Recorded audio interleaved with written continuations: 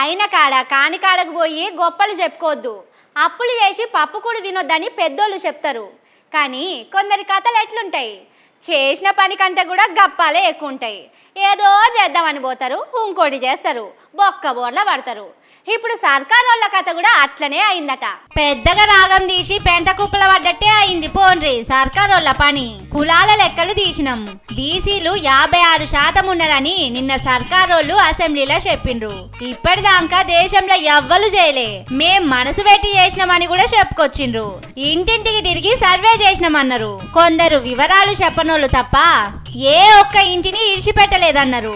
ఇవి బరాబర్ లెక్కలు, తరాజులేసి జోకినా బరాబర్ ఉంటాయని చాలా మాటలు చెప్పిర్రు. ఇవే కాదు, లెక్కలు తీసడానికి వచ్చిన వాళ్ళకు పైసలు కూడా ఇచ్చినామని భట్టి సారు లెక్కలు కూడా చెప్పిండు.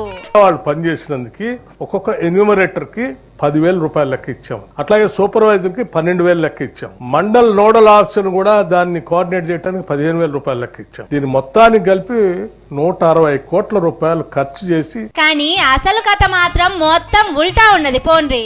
ఎవరిని అడిగినా మా ఇంటికి రాలేదంటే మా ఇంటికి రాలేదంటుండ్రు. ఇగో ఇట్లా సోషల్ మీడియాలో మెసేజ్లు పెడుతున్నారు. మా ఇంటికి రాలేదని కొందరు చెప్తా అంటే మా వాడదిక్కే రాలేదని ఇంకొందరు అంటున్నారు. మరి సర్కార్ వాళ్ళు 160 కోట్ల రూపాయలు ఖర్చు పెట్టి ఏం చేసినట్టు, ఎక్కడికి పోయి లెక్కలు తీసినట్టు? అంటే అన్ని దొంగ లెక్కలేనా అని బీసీ లీడర్లు గరమైతున్నారు. రోజులు గడిచినా కొద్దీ జనాలు పెరగాలి గాని తగ్గుడేందని పరిశాన్ అవుతున్నారు. ఇంకో దిక్కేమో మాకు పైసలే ఇయ్యలేదని చాలా ఊర్లల్లా లెక్కలు రాసుకుంటానికి పోయినోళ్ళు చెప్తున్నారు. సర్కార్ వాళ్ళేమో అందరికి ఇచ్చినామని 160 కోట్ల రూపాయల లెక్క చెప్తున్నారు. కానీ ఏ మాటకు ఆ మాట సర్కార్ వాళ్ళను మెచ్చుకోవాలనుల్లా, చేయని దాన్ని కూడా చేసినట్టు చెప్పుకొనుడు, అదే నిజమని నమ్మిచ్చుడు కాంగ్రెస్ వాళ్ళకు వెన్నతోని పెట్టిన విద్య లెక్కనే అయిందని ఏండ్ల సంధి వాళ్ళను చూస్తున్న బీసీలు అంటుండ్రు.